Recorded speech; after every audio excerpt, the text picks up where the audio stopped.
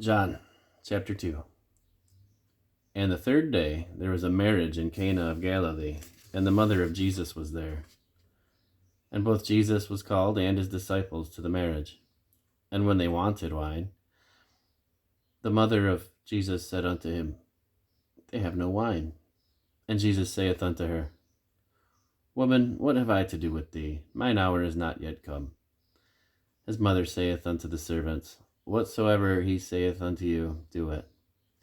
And there were set there 6 water pots of stone, after the manner of the purifying of the Jews, containing 2 or 3 firkins apiece.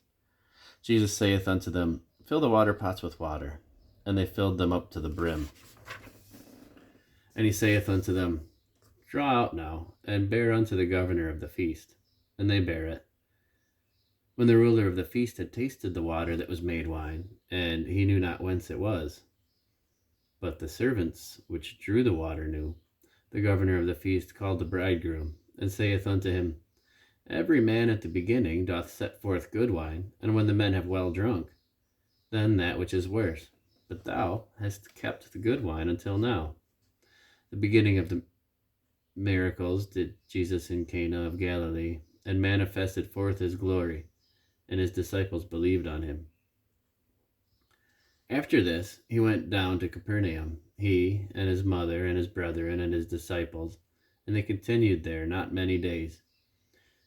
And the Jews' Passover was at hand, and Jesus went up to Jerusalem, and found in the temple those that sold oxen and sheep and doves and the changers of money sitting.